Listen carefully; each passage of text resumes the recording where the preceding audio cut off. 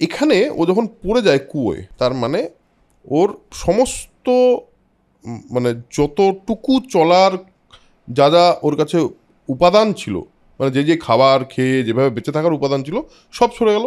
এবং সব সরে যাওয়ার পর ও একটা অন্ধকার কুয়োর মধ্যে পড়ে গেল।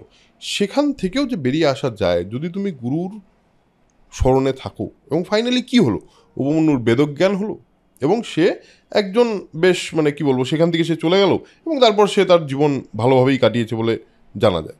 আমার মনে হয় এই এই গুরু মাহাত্ম্য প্রচারটাই আসল উদ্দেশ্য এই পার্টিকুলার গল্প তিনটেরই। থার্ড গল্পটা যেটা বেদের ব্যাপারে, আমরা যখন উত্তঙ্কর কথা আসবো তখন কিন্তু আবার তার মধ্যে কিছু মেটাফরিক্যাল জিনিসপত্র পাওয়া যায়। এখানেও মেটাফর পাওয়া যায়। কীরকম মেটাফর পাওয়া যায়? এটা হলো যখন অশ্বিনী কুমার দা এসে পায়েস দেওয়ার কথা বলছে, আর পায়েস তো খাবে বলছে, বলছে পায়েস আমি এটা খেতে পারবো না, কারণ গুরুকে আগে দান করতে হবে। তখন অশ্বিনী কুমার দা বলছে তোমার গুরু আগে আমি এটা দিয়েছি, গুরু খেয়েছে। বলছে আমি ওটাতে বিশ্বাস করছি না।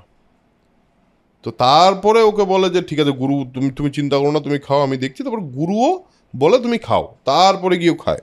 তার মানে গুরুর গুরুত্বটা continuous through out this story was very strong.